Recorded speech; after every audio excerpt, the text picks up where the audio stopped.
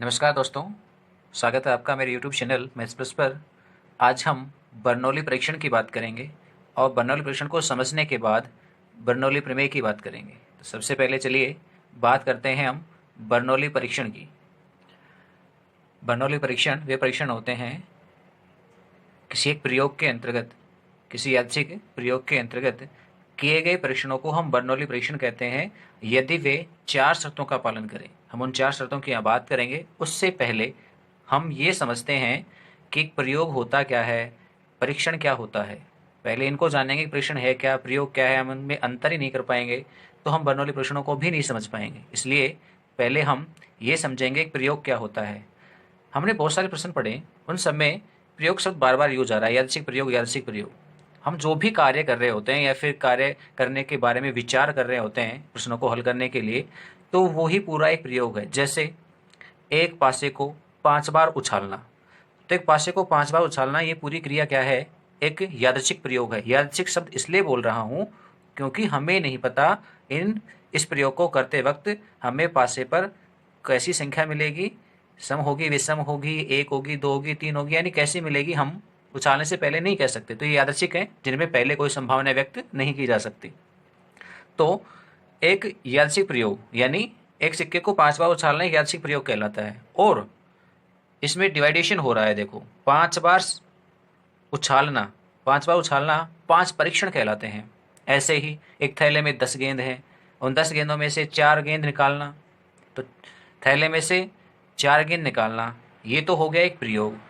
और 4 गेंद जो निकाल रहे हैं, जैसे पहली गेंद निकालना, फिर दूसरी निकालना, तीसरी निकालना, चौथी निकालना, ये हो गए 4 परीक्षण। तो प्रयोग के अंतर्गत होते हैं परीक्षण। ये आपको समझना पड़ेगा।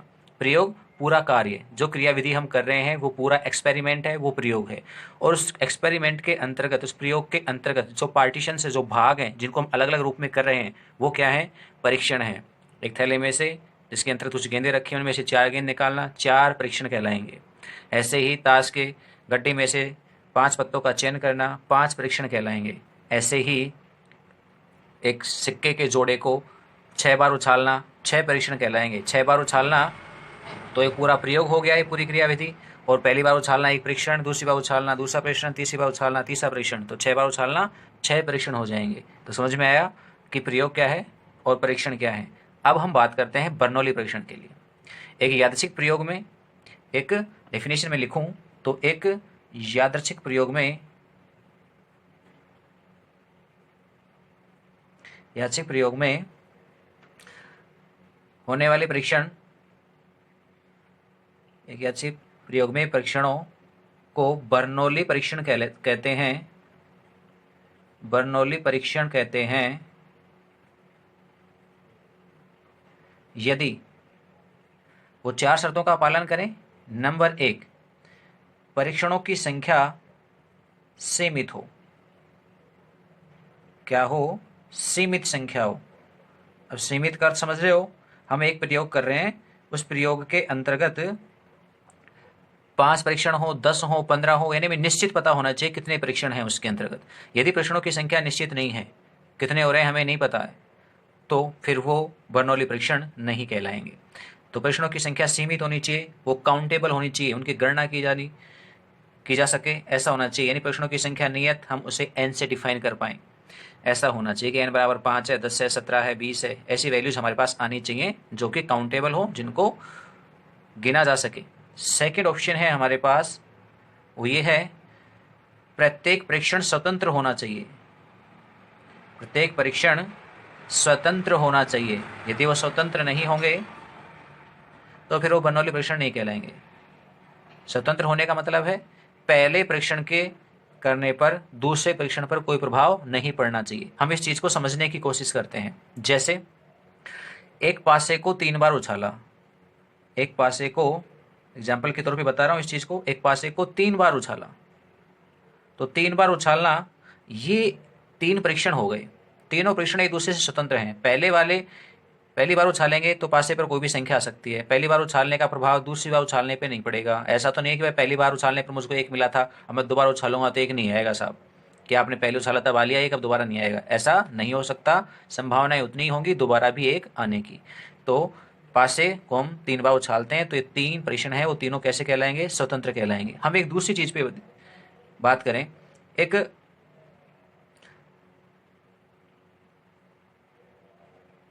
5 लाल व 6 काली गेंद एक बैग में रखी हैं और बैग में से 4 गेंद बिना प्रतिस्थापन के साथ निकाली जाती हैं। 4 गेंदें उत्तरोत्तर बिना प्रतिस्थापन के निकाली जाती हैं। इसका मतलब हमने पहली गेंद निकाली, पहली गेंद निकालना पहला परीक्षण हो गया हमारे पास। एक गेंद कम हो गई, फिर हम दूसरा परीक्षण करते हैं यानी दूसरी गेंद निकालते हैं। जब हम दूसरी गेंद निकालेंगे तो थैले में तो हमारे पास कम रह जाएंगी, क्योंकि 5 और 6 में से एक तो हमने पहले निकाल दी। अब कितनी बचेंगी? केवल 10 ही बचेंगी। पहले कितनी थी? 11। अब कितनी रह जाएंगी? 10 ही रह जाएंगी। तो पहला परीक्षण करने से दूसरे परीक्षण पर इफेक्ट पड़ेगा। क्यों भाई? क्योंकि यहाँ पर कुल संभव परिणामों में भी कमी होगी और इनके अनुकूल परिणामों में भी कमी हो सकती है। तो यानी पहला परीक्षण दूसरे परीक्षण पर इफेक्ट डाल रहा है, इसलिए ये परीक्षण स्वतंत्र नहीं है, ये आश्रित परीक्षण है। और ये कैसे हैं? स्वतंत्र हैं। तो हमारा कहने का अर्थ है परीक्षण कैसे होने चाहिए? स्वतंत्र होने चाहिए। चलिए नेक्स्ट देखते हैं हम। तीसरी शर्त है हमारे पास वो ये कि प्रत्येक परीक्षण में ठीक 2 ही परिणाम होने चाहिए। कितने परिणाम होने चाहिए? प्रत्येक परीक्षण में केवल 2 ही परिणाम होने चाहिए। ठीक 2, ना 2 से कम ना 2 से ज्यादा। ठीक 2 ही परिणाम, जिनको किन नामों से जानेंगे? सफलता, या तो सफलता मिलनी चाहिए, या दूसरा परिणाम कैसा? असफलता। तो परिणामों को आप सफलता या असफलता में व्यक्त कर पाए, ऐसे केवल 2 ही परिणाम होने चाहिए। कैसे कहेंगे? जैसे मैंने कहा था एक पासे को 3 बार उछालते हैं, तो इसमें एक बार उछालना एक परीक्षण हुआ। अब उस परीक्षण के अंतर्गत हम बात करें सफलता या असफलता की, तो जैसे मैं कहूँ सफलता किसे माना जाए कि पासे पर सम अंक आने को हम सफलता मानते हैं, तो फिर परिणाम जो मिलेंगे वो केवल 2 ही रूप में बढ़ जाएंगे। या तो हमें सफलता मिलेगी यानी सम संख्या मिलेगी, सम नहीं तो कैसी मिलेगी? विषम मिलेगी। जब विषम मिलेगी तो असफलता होगी और सम मिलेगी तो सफलता होगी। तो हम ऐसे परिणामों को केवल 2 ही परिणामों में बांट पाएं। देखो परिणाम तो ज्यादा मिलेंगे लेकिन उनका अर्थ केवल 2 ही रूप में आना चाहिए, सफलता या असफलता। तो इस रूप में 2 बढ़ जाने चाहिए, तब तो बर्नौली परीक्षण के अंतर्गत हो जाएगा, अन्यथा नहीं होगा। चौथा रीजन, प्रत्येक परिणाम की प्रायिकता, प्रत्येक जो परिणाम है उसकी प्रायिकता निश्चित होनी चाहिए। जितने भी परीक्षण हम कर रहे हैं उन सभी परीक्षणों में प्रत्येक परिणाम की प्रायिकता निश्चित हो, नियत हो, उसमें कोई बदलाव नहीं हो। ऐसा नहीं कि एक परिणाम में तो सफलता की प्रायिकता 1/5 है और दूसरे परिणाम में सफलता की प्रायिकता 1/3 हो गई, ऐसा नहीं होगा। प्रत्येक परिणाम के अंतर्गत हो, प्रत्येक परीक्षण के अंतर्गत परिणामों की जो प्रायिकताएं हैं वो कैसी होनी चाहिए? निश्चित होनी चाहिए। तो हम इस प्रकार के परीक्षणों को बर्नौली परीक्षण कहते हैं। यानी एक प्रयोग के अंतर्गत किए जाने वाले परीक्षणों को बर्नौली परीक्षण कहेंगे यदि वो निम्न 4 शर्तों का पालन करें। पहली, परीक्षणों की संख्या नियत हो, प्रयोग में परीक्षणों की संख्या नियत हो, सीमित हो, प्रत्येक परीक्षण स्वतंत्र हो। तीसरा, प्रत्येक परीक्षण में ठीक 2 ही परिणाम सफलता या असफलता के रूप में प्राप्त हों। और नंबर 4, प्रत्येक परीक्षण में प्रत्येक परिणाम की प्रायिकता निश्चित हो, फिक्स रहे, नियत रहे। तो इस प्रकार के परीक्षणों को बर्नौली परीक्षण कहेंगे, ये आपको याद रखना है। आगे हम बात कर रहे हैं बर्नौली प्रमेय की। देखिए बर्नौली प्रमेय क्या है? किसी यादृच्छिक प्रयोग में n बर्नौली परीक्षण हो। कोई यादृच्छिक प्रयोग है उसमें कितने परीक्षण हो? n बर्नौली परीक्षण हो। ध्यान रखना परीक्षण कैसे होने चाहिए? बर्नौली, ऊपर बताएगी 4 शर्तों का पालन करने वाले होने चाहिए। n बर्नौली परीक्षण हो तथा प्रत्येक परीक्षण में घटना, जो भी घटना घटित होने के लिए बात की जाए उस घटना की बात कर रहे हैं, तो किसी घटना की सफलता की प्रायिकता, किसी घटना की सफलता को एस यानी सक्सेस से व असफलता को एफ से, एफ यानी फेलियर से प्रदर्शित करें, हम से प्रदर्शित करें, तब एन परीक्षणों में सफलता की प्रायिकता P व असफलता की प्रायिकता, जब सफलता नहीं मिलेगी तो क्या होगी? सफलता का विपरीत है, उल्टा अपवर्जी है या पूरक घटना है असफलता, तो असफलता की प्रायिकता क्यों हो, तो क्यों कैसे निकाल सकते हो, एक में से पूरक घटना यानी पी को घटा करके। ये क्या है, असफलता की प्रायिकता, आपको इस पे ध्यान रखना। ये दोनों पूरक घटनाएं होंगी, सफलता का विपरीत है असफलता। जैसे घटना ए तो उसकी दूसरी घटना ए नहीं पूरक घटना होती है, वैसे सफलता की पूरक घटना असफलता, दोनों का योग एक होता है। जब सफलता मिल जाए तो असफलता एक में से घटा के प्राप्त की जा सकती है। तो ये असफलता की प्रायिकता क्यों हो, तो एन परीक्षणों में असफलताएं प्राप्त करने की प्रायिकता, असफलताएं प्राप्त करने की प्रायिकता कैसे ज्ञात करेंगे, हमें कितनी सफलताएं चाहिए, सफलताओं की संख्या को यादृच्छिक एस एक्स से लिखा जाए तो एक्स बराबर आर की जो प्रायिकता हमारे पास आएंगी। तो मैं सीधे ही क्रम में ले लेता हूं। शुरुआत में मेरे पास क्या मिले, आर सफलताएं मिले, चलो नीचे ले देता हूं आर को, ये कितने हैं आर, मुझे आर सफलताएं, और साथ साथ में इसी में क्या और के लिए गुणा लगाएंगे, सॉरी पी की बजाय और के लिए गुणा या इंटरसेक्शन, तो पी शेष कितनी बचेंगी, टोटल कितनी थी एन, एन प्रेषणों में से आर प्रेषणों में सफलता मिले तो आर में तो सक्सेस मिल गई, और इसके अलावा बाकी कितने बच गए, एन में से आर घटा देंगे हम तो उतनी क्या मिलेगी हमें, असफलताएं मिलेंगी। एफ एफ एफ एफ कितने टाइम आएगा, एन माइनस आर बार, यहाँ से यहाँ तक f कितनी बार है, n माइनस आर बार। क्यों, क्योंकि टोटल r परीक्षण है, r परीक्षणों में से सॉरी n परीक्षण है, n परीक्षणों में से r सफलताएं मिल रही हैं, तो शेष कितनी बचेंगी, n माइनस आर परीक्षण बचेंगे, उनमें क्या मिलेगी, असफलता। अब ये डॉट लगाया मैंने इसलिए प्रायिकता गुणन के अंतर्गत, क्यों, क्योंकि ये सभी कैसी हैं, अपवर्जी हैं एक दूसरे की, इसलिए और स्वतंत्र हैं, तो इसी रूप में आएंगे, अपवर्जी होने की वजह से आगे का पार्ट भी नहीं होगा। हम इन सबके लिए प्रायिकताओं को लिखना चाहें तो क्या क्या आएंगे, हम सारे के सारे स्वतंत्र परीक्षण हैं, इसलिए सबकी प्रायिकताएं गुणा में आती चली जाएंगी, एक एक के लिए हम अलग से लिख देंगे। P S P S P S कितने टाइम आएगा, ये ऊपर लिखा था कितने टाइम, आर टाइम, और ये पी एफ असफलता की प्रायिकता, असफलता की प्रायिकता, ये कितने टाइम आएगा, एन माइनस आर टाइम। ये बटे नहीं है, कभी बटे समझ जाओ, ये केवल संख्या लिखी गई है इतनी बार और ये इतनी बार, तो ये तो आएगा पी गुणा पी गुणा पी गुणा पी, कितनी बार आएगा, टोटल आर बार। और ये क्यों, देखो सफलता की प्रायिकता हमने पी मानी थी यहाँ पे, इसलिए पी लिखा है, असफलता की क्यों मानी है तो क्यों गुणा होगा कितनी बार, एन माइनस आर बार। ठीक है, तो इन सबको हम एक साथ कंबाइंड लिखें तो p की घात r, और ये हो जाएगा q की घात n माइनस आर। तो ये हमारे पास P x equal to R की एक कंडीशन आ गई है। ये प्रायिकता नहीं है, इसी को मत समझ आना प्रायिकता, क्यों, क्योंकि ये तो एक विशेष क्रम की बात है कि शुरुआत में लगातार हमारे पास चार आर सफलताएं मिले, उसके बाद में एन माइनस आर असफलताएं मिले। हमें टोटल एन सफलताओं में से आर सफलताओं का चयन करना है, वो कितने प्रकार से होगा उनकी भी बात कीजिए। तो एन परीक्षणों में से आर परीक्षणों में सफलता मिलने के तरीके कितने होंगे, तो एन सी आर होंगे। तो जो प्रायिकता मिलेगी हमें एक्स इक्वल टू आर, यानी आर सफलताएं प्राप्त करने की जो प्रायिकता मिलेगी वो क्या होगी, एन सी आर पी की पावर आर क्यू की पावर एन माइनस आर। आपको इस चीज को समझना है, ये चीज क्यों लिखी गई, क्योंकि ये तो विशेष ही क्रम है, हमें क्या पता कौन से परीक्षणों के अंतर्गत हमें सफलताएं मिल रही हैं। तो एन परीक्षणों में से आर परीक्षणों का चयन करेंगे जिनमें सफलता मिलेगी, तो एन परीक्षणों में से आर का चयन, आगे पीछे क्रम से तो कोई महत्व भी नहीं है क्योंकि सबकी सफलताएं प्रायिकताएं समान है, या कहें तो सफलता सभी में समान है। तो एन सी आर चयन करना जरूरी है, इसलिए एन में से आर का चयन करेंगे तो कौन से आर परीक्षणों में सफलता मिलेगी और उसके बाद उनको इस क्रम में रखेंगे। तो पहले ये क्रम और उसके बाद ये प्रायिकता, तो दोनों कंबाइंड, दोनों का गुणा, ये आपके पास बर्नौली प्रमेय है। यानी आर सफलताओं की प्रायिकता ज्ञात करने का सूत्र है हमारे पास एनसीआर पी की पावर आर क्यू की पावर एन माइनस आर। ये एक इंपॉर्टेंट फॉर्मूला है, आपको याद रखना है। एग्जाम में 6 नंबर का प्रश्न आपको इस एक्सरसाइज में से मिल सकता है। बर्नौली प्रमेय पे आधारित एक इंपॉर्टेंट भाग था ये। चलिए इसको समझने के लिए हम थोड़ा सा और आगे बात करें। अभी हमने बर्नौली प्रमेय से प्राप्त किया एक्स इक्वल टू आर पर प्रायिकता एनसीआर पी की पावर आर क्यू की पावर एन माइनस आर होती है। मैं यहाँ सफलताओं की संख्या लिखना शुरू करता हूँ आर बराबर 0 पर, तो क्या हो जाएगा पी एक्स इक्वल टू 0, जहां जहां आर है वहां 0 हो जाएगा, एन सी 0, यहाँ पी की घात 0 का मान 1 हो जाएगा, तो क्या बचेगा केवल क्यू की पावर n।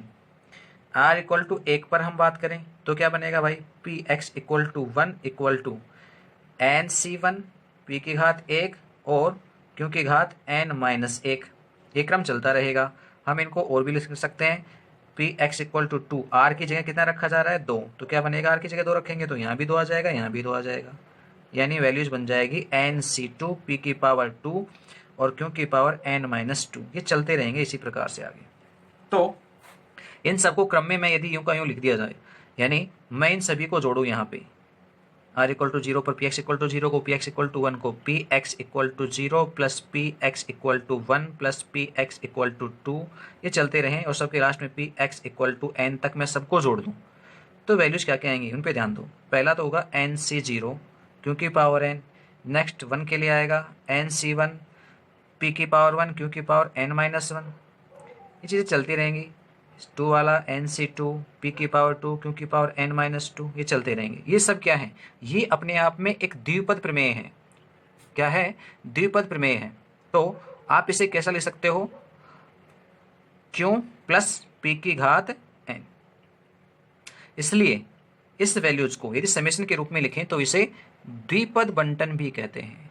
क्या कहते हैं, द्विपद बंटन, जिसमें यदि आपको p सफलता की प्रायिकता p पता हो और स्वतंत्र परीक्षणों की या कहे तो बर्नौली परीक्षणों की संख्या पता हो, n पता हो, तो द्विपद बंटन को कुछ यूं भी लिखा जाता है इस क्रम में कि p और n या np, ऐसा भी कह सकते हो np, ये द्विपद बंटन कहलाता है। n बर्नौली परीक्षणों की संख्या और p क्या है, सफलता की प्रायिकता।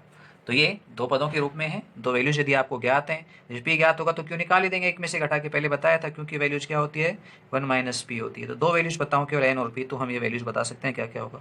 एक सबसे बड़ी बात ये भी है, यदि सभी प्रायिकताओं का योग किया जाए तो कितना होता है 1, तो ये सारा भी कितना होगा 1 के बराबर। तो एक विशेष बात है, जैसे मुझे कहा जाए 1 तक की वैल्यू चाहिए, इन सब का योग चाहिए, तो मैं इसमें से केवल x बराबर 0 को घटा दूंगा, मुझे x बराबर 1 है उससे बड़े सारे वैल्यूज की प्रायिकताओं का मान मुझे पता लग जाएगा कितना होगा। तो इस चीज़ को विशेष ध्यान रखना है। हम इसे यूं भी कह सकते हैं शॉर्ट में, sigma p x equal to r, x equal to r, इसकी वैल्यूज हमेशा 1 होती है, r equal to 1 to n के लिए, सॉरी 0 टू एन के लिए। तो ये मान है हमारे पास, तो ध्यान रखने की बात है, इन सभी के लिए वैल्यूज 1 होती है। इनमें से किसी एक के लिए बढ़ाना हो तो हम उसको इधर ले आएंगे, माइनस कर देंगे। चलिए कुछ एग्जाम्पलों को देख करके पता करते हैं क्या करना है आगे। देखिए एग्जाम्पल 31 को बात करें हम 31 की, तो कहता है पासे के एक जोड़े को 7 बार फेंका गया है। 7 बार फेंकना मतलब 7 बर्नौली परीक्षण प्राप्त होना, n की वैल्यू 7 हो जाएगी। यदि पासों पर प्राप्त अंकों का योग 7 होना को सफलता माना जाए, पासे के जोड़े पर अंकों का योग 7 होना को सफलता माना जाए,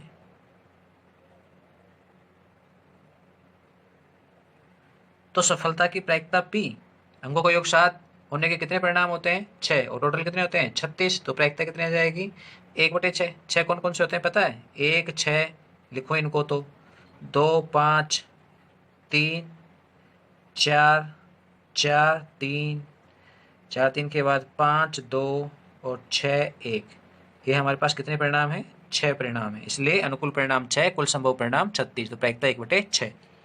तो क्यों की वैल्यूज कितनी हो जाएगी 1 माइनस पी यानी 1/6, तो कितना आएगा 5/6। ये सफलता की प्रायिकता, ये असफलता की प्रायिकता। n का मान नहीं पता है, ये सभी बर्नौली परीक्षण है। एक पासे के जोड़े को 7 बार उछालना 7 बर्नौली परीक्षण हो गए, तो हम यहाँ पे बर्नौली प्रमेय लगा सकते हैं। इसलिए बर्नौली प्रमेय से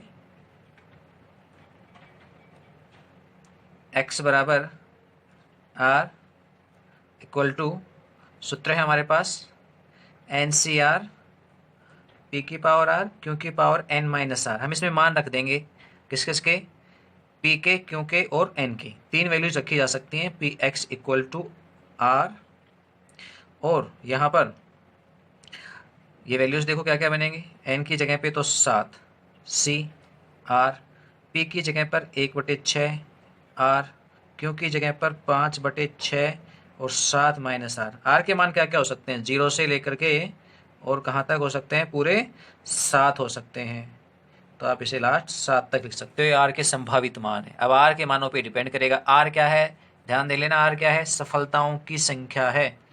अब देखो इसमें क्या क्या कहा। सबसे पहले पूछ रहा है कोई सफलता नहीं, कोई सफलता नहीं मिले इस बात की क्या प्रायिकता है। सफलता नहीं मिलना मतलब एक्स का मान कितना होना, 0। आर एक्स क्या है, सफलताओं की संख्या। आर सफलताओं की संख्या को बता रहा था, तो आर का मान कितना रखा हमने, 0। तो यहाँ आर की जगह 0 रखेंगे, रख दो पूरे में। कोई सफलता नहीं, इस कंडीशन के लिए हमारे पास मान आ रहा है, रखेंगे 7C0 1/6 to power 0 5/6 to power 7 - 0। 7 से 0 1 होता है, 1/6 की पावर 0 भी 1 होता है। तो क्या शेष रह गया, 5/6 की घात 7। तो आंसर आ गया 5/6 की होल पावर 7। ये कोई सफलता नहीं मिलने की प्रायिकता है। नेक्स्ट देखें हम सेकंड क्या पूछा गया, 6 सफलताएं मिले। कितनी, 6 सफलताएं मिले। तो इस कंडीशन के लिए पी एक्स का मान कितना हो गया भाई, 6। तो जहाँ आर लिखा हुआ है वहाँ कितना लिखना है, 6 लिखना है, रख दीजिए यहाँ पे। 7C6 1/6 टू पावर 6 और 5/6 यहाँ है 7 - 8, तो आर की जगह पर 6। तो 7C6 को कह सकता हूँ 7C 7 - 6। ये फॉर्मूला है संचय का, हमने पढ़ा है पहले 11वीं क्लास में। और ये 7 में से 6 गए, 1 बचेगा, तो 5/6 सूत्र था। NCR, ये संचय का चेंज किया हुआ मान लिख रहा हूँ। यदि यहाँ R की वैल्यूज N से के आधे से अधिक हो तो आप इसे NCN - R कह सकते हो। तो ऐसा ही लिखा है मैंने, क्योंकि R का मान है वो 7 के आधे से ज़्यादा है। तो जाएगा 7C1 और ये कंप्लीट हो गया है 1/6 की घात 6 और 1 ये 7 और गुणा में 5। 7C1 की वैल्यू 7 होती है और ये 1/6 होल पावर 7, तो ये हो गए 35 गुणा 1/6 की घात 7। 35 गुणा 1/6 की घात 7, ये आपके पास मान आ गया। ठीक, 6 सफलताओं के लिए। चलिए एक और देखते हैं, थर्ड पार्ट। छठे में कहता है तीसरे में कम से कम 6 सफलताएं मिले। कम से कम 6 सफलताएं मिलने का मतलब है एक्स का मान है वो 6 के बराबर या उससे ज़्यादा हो, कम से कम 6। तो कम से कम के लिए ग्रेटर देन का चिन्ह काम में लेते हैं। तो ये एक्स का मान 6 के बराबर है उससे ज़्यादा, तो क्या मिलेगा, या तो एक्स का मान 6 हो या के लिए प्लस एक्स का मान कितना हो, 7 हो। तो एक्स बराबर 6, एक्स बराबर 7 का मान चाहिए। एक्स बराबर 6 के लिए तो हमने अभी अभी निकाला था, कितना आया था भाई, 35 गुणा 1/6 की घात 7 plus p x equal to 7 और निकाल लेंगे हम। हमारे पास ये फॉर्मूला था यहाँ पे 7CR, इसमें रखेंगे R की जगह पर 7। तो 7C7 1/6 की पावर 7 और 5/6 की पावर 7 - 7। तो कितना मिलेगा,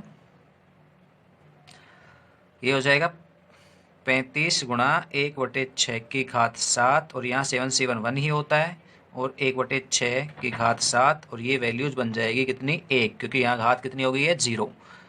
तो दोनों में 1/6 की पावर 7 1/6 की पावर 7, तो हम इसको कॉमन ले लेंगे। तो क्या क्या बचेगा, 1/6 की होल पावर 7, यहाँ कोष्टक में 35 और यहाँ से बचेगा कितना, 1, तो हो जाएंगे 36। 36 का मतलब 6 का स्क्वायर और ये 1/6 की घात 7, 2 घात कम कर देंगे, 1/6 की घात 5, ये हमारे पास मान आ जाएगा। चलिए नेक्स्ट देखें।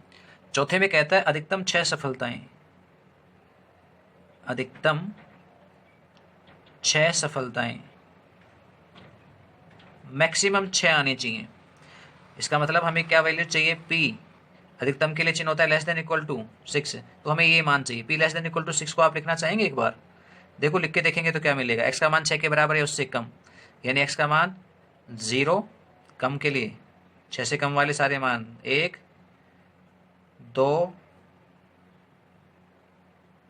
3 4 5 और अंतिम 6, क्या रह गया, केवल 7 रह गया। 7 नहीं आया इसमें, तो हम 7 इस वैल्यूज को यूं भी कह सकते हैं Px less than equal to 6। इन सभी का योग 1 के बराबर होता है। यदि इसमें कितना और जोड़ दिया जाए, x इक्वल टू 7, ये सभी का योग कितना होगा, 1, ये बताया था पीछे।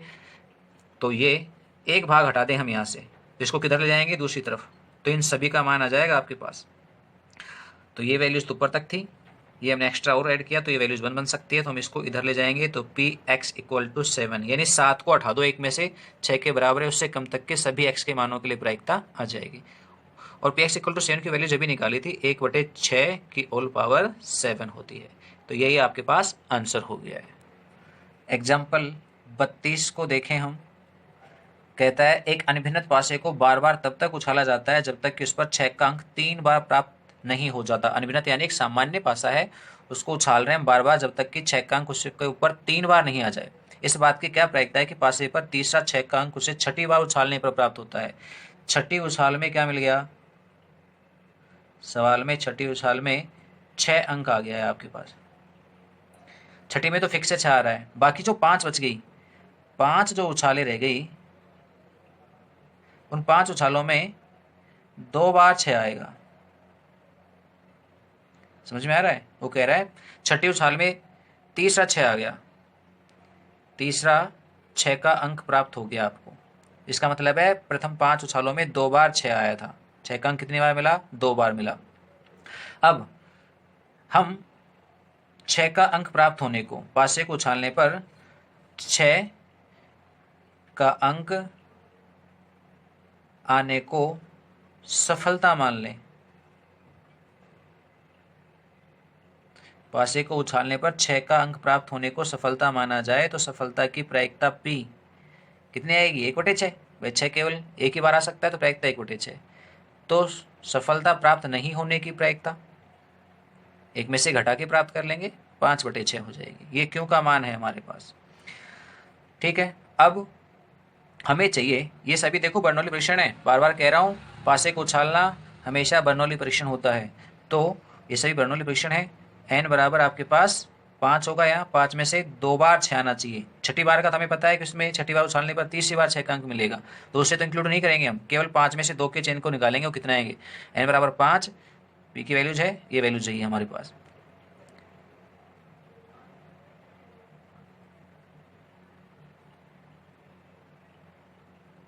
बर्नौली प्रमेय से हमें कितनी सफलताएं मिले? 3 सफलताएं मिले। तो उसके लिए वैल्यूज क्या क्या मिलेगी? एक तो NCR, P की पावर R और Q की पावर n-r से, या मैं R ले देता हूँ फॉर्मूले के लिए। और Px इक्वल टू 2 की वैल्यूज निकालिए, 2 रखिए। n की जगह पे कितना रखना है भाई? 5 रखना है, n बराबर 5 के लिए ये 2, P की जगह 1/6 और R की जगह 2, Q की जगह पर 5/6 और 5 माइनस में 2 कितना हो गया? 5c2, 1/6 to power 2, 5/6 to power 3। तो ये वैल्यूज Px इक्वल टू 2 को सोल्व किया जाए तो 5 गुणा 4/2 गुणा 1, यहाँ वाली वैल्यूज में देखो 1/6, यहाँ भी 6 है तो 6 की घात 2 और 6 की घात 3, टोटल हो गई है 6 की घात 5 और ऊपर हो गया है 5 की घात 3। तो ये 2 आ जाएगा। ये 5 यहाँ आपके पास गुणा होके 5 की घात 4 और गुणा में 2 और बटे में 6 की घात 5। ये हमारे पास क्या आया? Px इक्वल टू 2 आया। इसलिए हमें चाहिए 3 सफलताएं, Px इक्वल टू 3 की वैल्यूज। तो क्या क्या बनेंगी? Px equal to 2 into P। ये P क्या है भाई? ये 6ठी उछाल में, 6ठी उछाल में 6 आने की प्रायिकता। तो ये Px इक्वल टू 2 का मान 5 की घात 4 गुणा 2 बटे में 6 की घात 5 गुणा इस P की जगह पर 1/6। 5 की घात 4 ये वैल्यूज होती है 625 और 625 का हम यहाँ पे दुगना करेंगे तो कितना हो जाएगा? वैल्यू तो काफ़ी बड़ी सारी आएगी। 625 गुणा 2 1250, तो अंश हो गया और नीचे 6 की घात 5 और 1 6 हो जाएगी। तो ये वैल्यूज हमारे पास आ गई हैं। नेक्स्ट एग्जाम्पल 33 देखिए। एक सिक्के को 5 बार उछाला गया है। सिक्के को उछालने भी बर्नौली परीक्षण होते हैं। उसमें कम से कम 3 चित प्राप्त करने की प्रायिकता पूछी गई है। यदि चितों की संख्या को x मानते हैं तो सफलता की प्रायिकता x कम से कम 3, तो यानी x greater than equal to 3 की वैल्यूज आपसे पूछी गई है। तो यहाँ पे देखिए n बराबर 5 है, p की वैल्यूज सफलता प्राप्त करने को, यानी सिक्के पर चित आने को सफलता माना जाए सिक्के पर चित आना सफलता मानी जाए तो सफलता की प्रायिकता चित आने की प्रायिकता 1/2 होती है। तो बताइए चित नहीं आने की वो भी कितनी होगी? 1/2 होगी। अब कम से कम 3 चित, पहले हम बर्नौली से सूत्र लिखें। बर्नौली प्रमेय से फॉर्मूला होता है Px equal to r equal to n C r P2 power r Q2 power n minus r. तो Px equal to r, n की जगह पर मान हमारे पास 5 है, सी आर 1/2 की घात आर 1/2 की घात 7 माइनस आर। तो आप इसे शॉर्ट में कह सकते हो 5CR 1/2 की घात 7। इन दोनों को जोड़ेंगे तो आर से आर कट जाएगा, 7 आ जाएगी घात। अब हमें क्या चाहिए? कम से कम 3 चित प्राप्त करने की प्रायिकता, यानी x की वैल्यूज कम से कम 3। कम से कम का मतलब ग्रेटर देन इक्वल टू का सिंबल, तो कम से कम 3 बार। इसका मतलब हो गया Px equal to 3, Px equal to 4 और Px इक्वल टू 5। ये मान आपको चाहिए। 3 चाहिए, 3 नहीं तो 4, 4 नहीं तो 5। कम से कम 3, 3 से अधिक हो सकते हैं, 3 से अधिक 4 हो सकता है और 5 हो सकता है, क्योंकि 5 बार उछाला गया, 5 से ज़्यादा आ नहीं सकता। तो r का मान कभी भी n से अधिक नहीं होगा, इस चीज़ का आप ध्यान रखेंगे। तो आपको r की जगह एक बार रखना है 3, एक बार r की जगह रखना है 4, एक बार r की जगह रखना है 5। तो रखिए 5C3 बाकी 1/2 की घात 7, 5C4 1/2 की घात 7, 5C5 1/2 की घात 7। सभी में 1/2 की घात 7 कॉमन है। हम 1/2 की घात 7 को कॉमन ले लेंगे। तो यहाँ 5C3 5C4 और 5C5 ये बच जाएंगे और यहाँ 1/2 की घात 7 कॉमन आ जाएगी। 5C3 का मतलब है 5C2 ही, ये 5C1 बन जाएगा। 5 में से 3 घटाएंगे 2, 5 में से 4 घटाएंगे 1 और 5 में से 5 घटाएंगे तो 0। और 5C5 का मान 1 भी होता है, यूँ भी कह सकते हो। तो ये 5C2 तो हो जाता है कितना? 10। आप सोल्व कर सकते हो। चलो लिख देता हूँ 5 गुणा 4/2 गुणा 1। 5C1 5 होता है, ये 1 ही रहेगा और ये 1/2 की घात 7। 2 10 5 15 और 1 16 गुणा 1/2 की घात 7। 16 को लिखेंगे 2 की घात 4 गुणा 1/2 की घात 7, तो कट जाएंगे 1/2 की घात 3 यानी 1/8। ये हमारे पास मान आ जाएगा।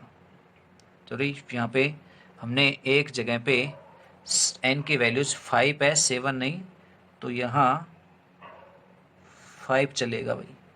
यहाँ तो 5 लिखा था लेकिन आगे 7 हो गया है, तो सभी जगह पर 5 है। आप इसे 5 काउंट कीजिए। यहाँ भी 5 होगा, यहाँ भी 5 होगा, यहाँ भी 5, यहाँ भी 5, तो केवल यहाँ घात 1 बच जाएगी। तो आंसर आ जाएगा 1/2। तो ये 1/2 ही आंसर होगा। वो 7 पिछले सवाल में थी, 5 है यहाँ पे, तो 5 5 7 की जगह पे, तो वैल्यूज 1/2 आ जाएगी। एग्जाम्पल 34 है, वो एग्जाम्पल 31 जैसा ही है, तो आप उसे हल करके देखना। नहीं आए तो हमें कमेंट बॉक्स में ज़रूर बताना, हम आपको एंड में इन क्वेश्चंस को ज़रूर सोल्व कराएंगे यदि नहीं हो पाते हैं तो। एग्जाम्पल 35 कहता है कि व्यक्ति के लक्ष्य भेदन की प्रायिकता 1/4 है। लक्ष्य भेदने की प्रायिकता मिली है, यदि हम लक्ष्य भेदने को सफलता मान लें। एग्जाम्पल 35 में कह रहा है लक्ष्य भेदने को सफलता माना जाए तो सफलता की प्रायिकता P मिली है आपको 1/4। आगे कहता है वह कम से कम कितनी बार गोली चलाए कि लक्ष्य को कम से कम एक बार भेदने की प्रायिकता, कम से कम एक बार भेदने की प्रायिकता 2/3 से अधिक हो। तो P का मान है तो हम क्यों कितना निकाल सकते हैं यहाँ से, 1 - 1/4 यानी 3/4। ये तो हो गया P और Q। अब यहाँ पे हमें नहीं पता व्यक्ति कितनी बार गोली चलाए। माना व्यक्ति n बार गोली चलाता है। गोली चलाना भी अपने आप में बर्नौली परीक्षण है। ऐसा तो नहीं पहली गोली चलाने का इफेक्ट दूसरी पे पड़ेगा, तो ऐसा कुछ होगा नहीं, इसलिए n बार गोली चलाता है। यहाँ ये बर्नौली परीक्षण ही है। तब प्रश्न से कह रहा है कम से कम एक बार गोली चलाए, कम से कम एक बार लक्ष्य भेदने की प्रायिकता। x यदि लक्ष्य भेदने की संख्या को रिप्रेजेंट करे तो कम से कम एक बार, यानी ग्रेटर देन इक्वल टू 1, कम से कम एक बार, कम से कम के लिए ग्रेटर देन का चिन्ह लगाते हैं।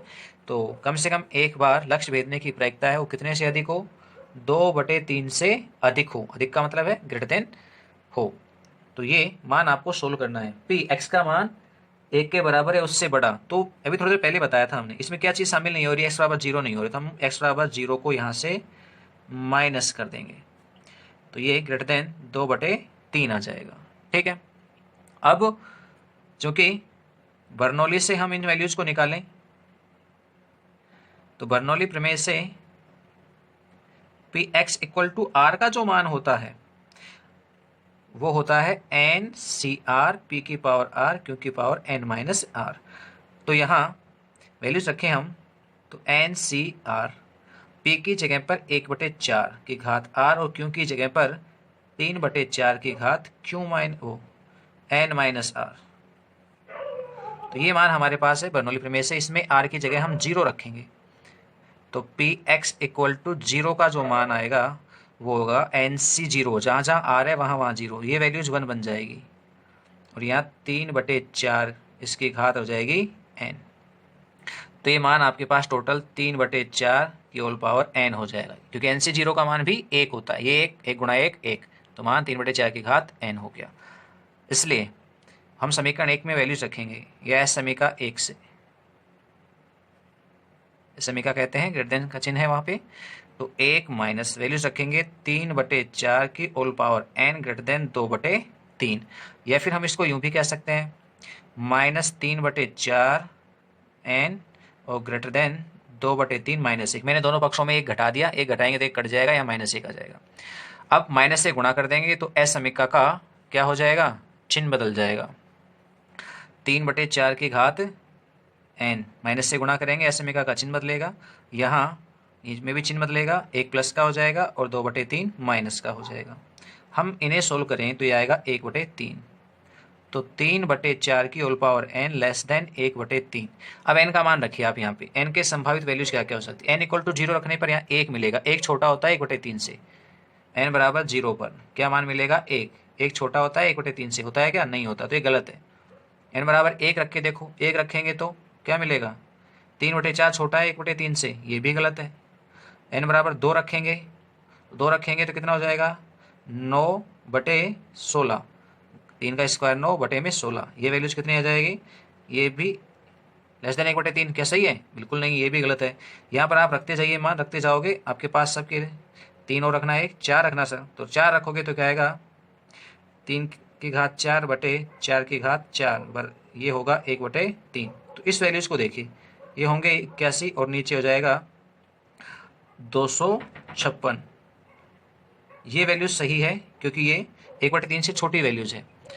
ठीक है। यदि ऊपर आपके पास यहाँ पे ध्यान से देखो, इस चीज के लिए 1/3 यानी 30 हिस्से के रूप में आ रही है कि नहीं आ रही है, इस वाली वैल्यूज के लिए आप यहाँ पे संख्या देखेंगे तो ये 7 भी होता ना तो भी 75 समथिंग, तो भी ये वैल्यूज है वो आपके पास थोड़ी बड़ी रह सकती थी, लेकिन फिलहाल के लिए सही है। आप यहाँ भाग दोगे, 81 में 256 का भाग देके देखिए, आपके पास वैल्यूज 0.33 से कम मिलेगी, इसलिए ये वैल्यूज सही है। किसके लिए आ रही है, n बराबर 4 के लिए, तो यहाँ पर n बराबर कितना होगा 4 होगा, यानी व्यक्ति को कम से कम 4 बार गोली चलानी पड़ेगी। एक इंपॉर्टेंट क्वेश्चन है, एग्जाम के पर्पज से आया हुआ क्वेश्चन है, तो आपको जरूर आना चाहिए। कुछ नहीं करना है, बर्नौली प्रमेय लगानी है, उसके बाद ऐसे समीकरणों को सरल करना है, मान चेक करने हैं, किसके लिए मान 1/3 से छोटा आएगा वही n का मान आपके पास आंसर होगा। तो n बराबर 4 के लिए ऐसा आपको मिलेगा। एग्जाम्पल 36 देखिए, एक व्यक्ति के एक कदम आगे चलने की प्रायिकता 0.4 है और एक कदम पीछे हटने की प्रायिकता 0.6 है। इस बात की क्या प्रायिकता है कि 11 कदमों के पश्चात वह व्यक्ति शुरुआती बिंदु से एक कदम दूर है। एक व्यक्ति 11 कदम चलता है,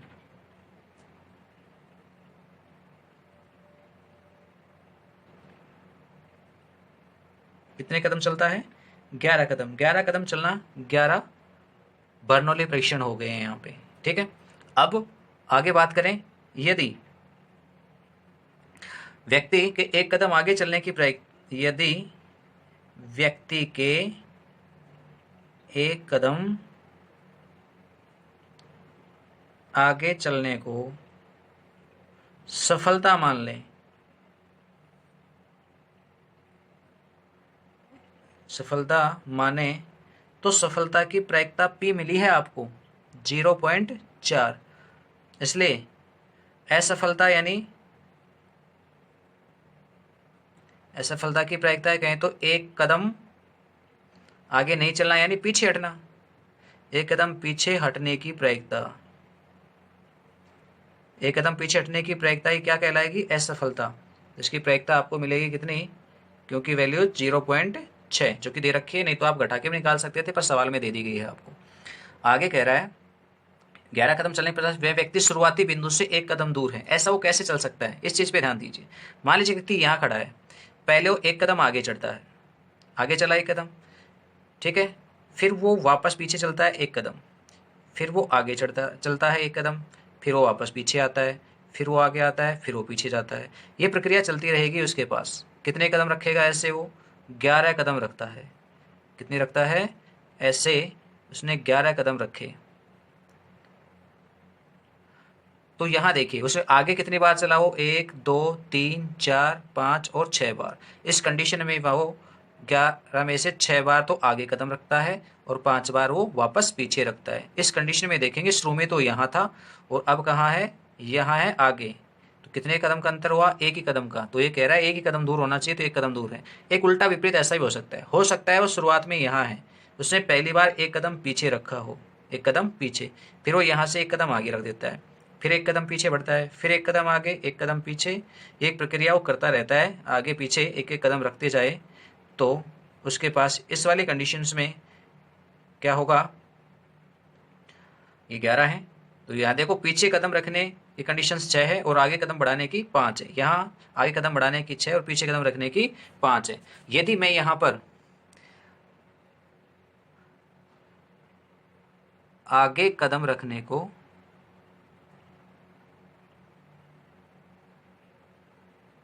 x से निरूपित करूं,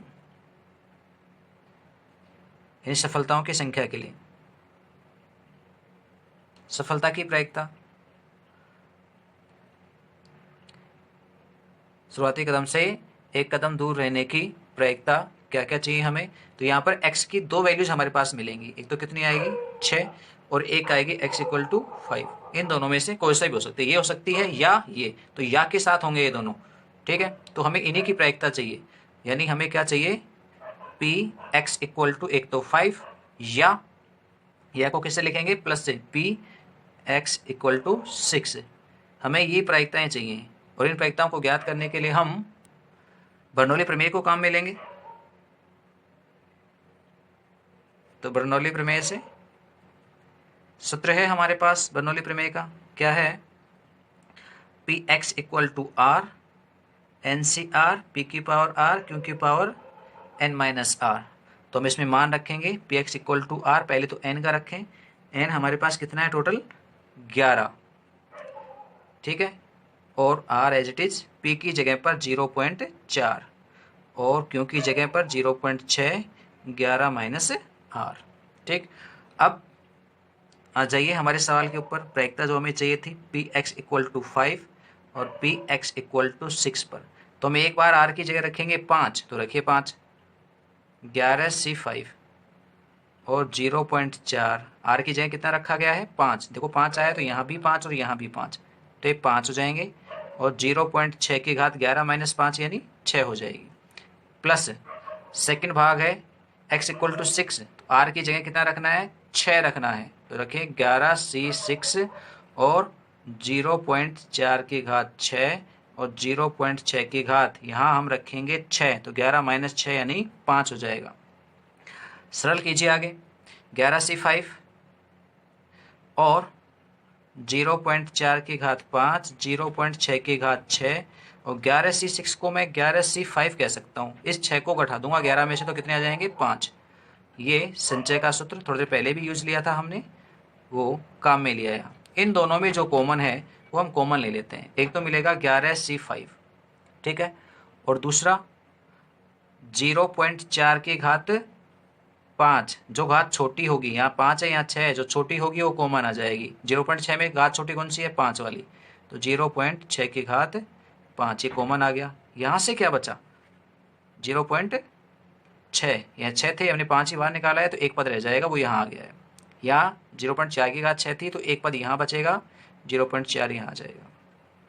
11 से 5 को सोल्व करेंगे, क्या क्या आएंगे 11 गुणा 10 गुणा 9 गुणा 8 गुणा 7, और नीचे 5 गुणा 4 गुणा 3 गुणा 2 गुणा 1, और ऊपर इन दोनों को कंबाइंड कर दें तो 0.24 की होल पावर 5, यानी एक साथ 5 ऊपर लगा दी घात 6 चौक 24 हो गए। और ये टोटल जुड़ करके कितना हो गया 1। यहाँ कुछ कटता है वो काट देंगे हम, 2 और 5 10 होते हैं तो 10 कट गए, ठीक है। 4 से काट दिया 2 आ गए, इसे काटेंगे 3 आ गया, तो क्या मिल गया 11 गुणा 3 दूनी 6 गुणा 7, और 0.24 की होल पावर 5 गुणा करेंगे 66 गुणा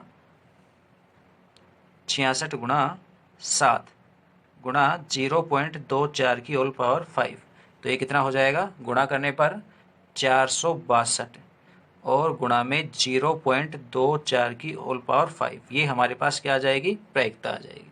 तो एक व्यक्ति है, वो शुरुआत में एक कदम आगे बढ़ाए, फिर पीछे बढ़ाए, फिर आगे बढ़ाए, तो 11 कदम चलने पर वो शुरुआती कदम से एक कदम ही दूर होगा। या फिर ऐसा भी हो सकता है कि वो एक कदम पहले पीछे चले, फिर आगे चले, फिर पीछे चले, फिर आगे चले। तो ऐसी कंडीशन में हमारे पास यहाँ 2 वैल्यूज निकल करके आई, यानी या तो 6 बार वो आगे कदम बढ़ाएगा या फिर वो 5 बार आगे कदम बढ़ाएगा। यदि आगे कदम रखने को x मान लिया जाता है तो x की वैल्यू 6 या 5 होगी, तो 6 या 5 आने की प्रायिकता हमें चाहिए, वो हमने यहाँ बर्नौली प्रमेय की सहायता से निकाली है। तो फाइनली आंसर मिला हमें कितना 462 गुणा 0.24 की होल पावर 5, ये हमारे पास प्रायिकता हो गई। इससे संबंधित आगे एक्सरसाइज है, आशा करते हैं आप उनके क्वेश्चंस को हल कर पाएंगे। नहीं होते हैं तो हम नेक्स्ट वीडियो में एक्सरसाइज को लेकर आएंगे, एक्सरसाइज 16.5 को। तब तक के लिए धन्यवाद, थैंक यू।